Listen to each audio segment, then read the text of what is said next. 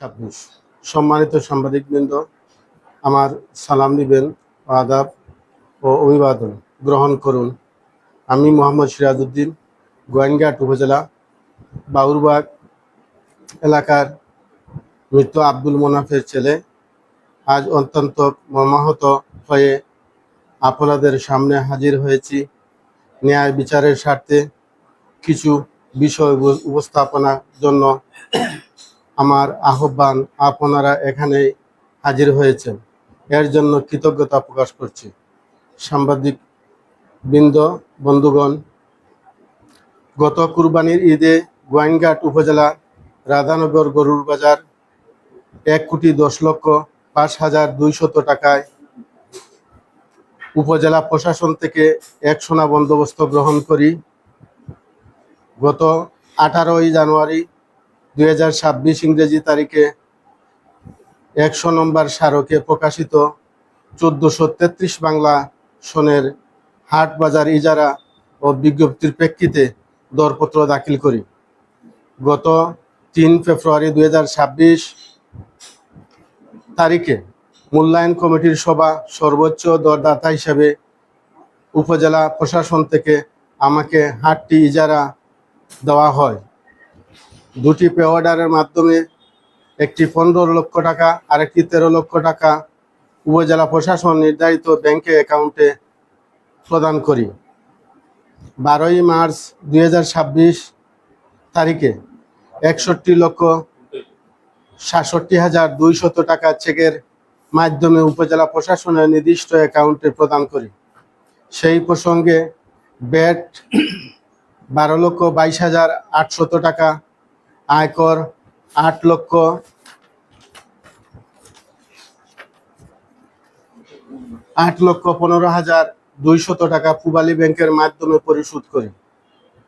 25 ফেব্রুয়ারি 2026 রাজস্ব খাতে সমুদয় টাকা দেওয়ার পর উপজেলা প্রশাসন 05 46 91 41 000 4200 126 222 নম্বরে স্মারকে ইজার গৃহীতা হিসাবে আমাকে হাট বুঝিয়ে দেয়।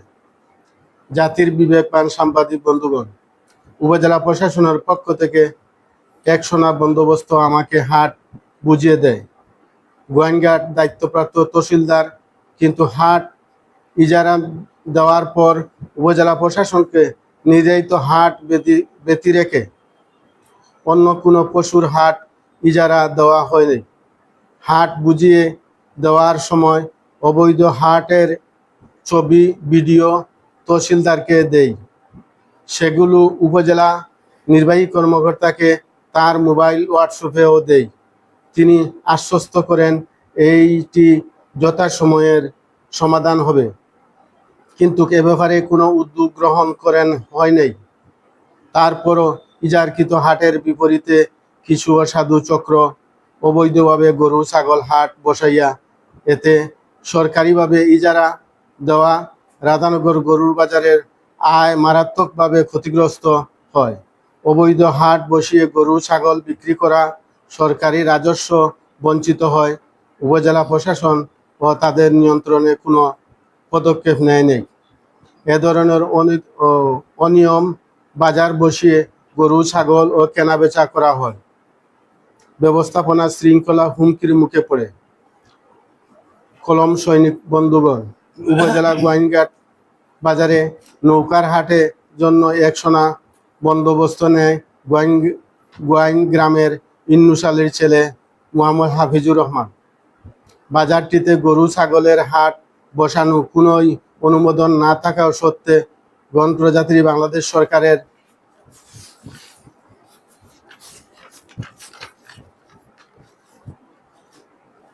কথিত অনুমোদিত বাজার হিসাবে গরু ছাগল নৌকা বিক্রি করে। এতে গরু বাজারে জন্য উপজেলা প্রশাসন ইজারকৃত ও রাধানগর হাটের বিকৃত চরম প্রভাব পড়ে। তাদের বাজার বিক্রি করা গরু ছাগল হাসিল প্রমাণস্বরূপ সংগ্রহ রেখেছি। একইভাবে গোয়াইনঘাটে আব্দুল জলিলের ছেলে মনিরুল ইসলাম শালুটিকির বাজার ইজারা নেন, কিন্তু গোয়াইনঘাটের বাজারের 1432 বাংলা সনের ইজার দেখিয়ে পশুর হাট বসিয়ে প্রতারণার মাধ্যমে রসিদ হাসিল দিয়ে গরু ছাগল বিক্রি করেন। তার বিক্রিত গরু ও ছাগল হাসিল আমরা সংগ্রহ রেখেছি। এর বাইরেও জাফলং বাজারে পশুর হাট বসিয়ে ইজারা বহির্ভূত খাস কালেকশন করাইয়া উপজেলা প্রশাসন এইসব ঘটনা ইজারদার তথা উপজেলা নির্বাহী কর্মকর্তাকে মৌখিক ও লিখিতভাবে অবগত করলেও তিনি কোনো পদক্ষেপ নেননি।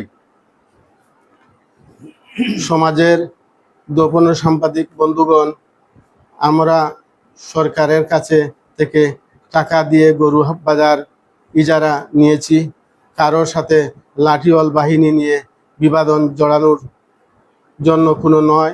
উপজেলা প্রশাসন যদি অবৈধ বাজার নিয়ন্ত্রণ করতে না পারে তাহলে বৈধ বাজার ইজারা দেওয়ার কি প্রয়োজন ছিল?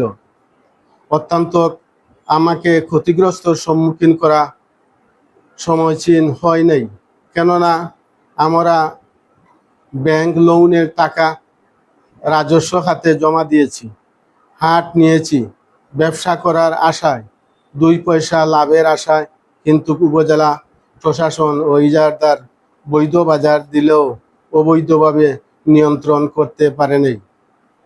এতে আমরা চরম ক্ষতিগ্রস্ত হয়েছি এবং প্রায় 70 থেকে 75 লক্ষ টাকা ক্ষয়ক্ষতির সম্মুখীন হয়েছি। এ বিষয়ে উপজেলা প্রশাসনকে অবহিত করেছি, জেলা প্রশাসককে দরখাস্ত দিয়েছি, কোনো প্রতিকার পাইনি।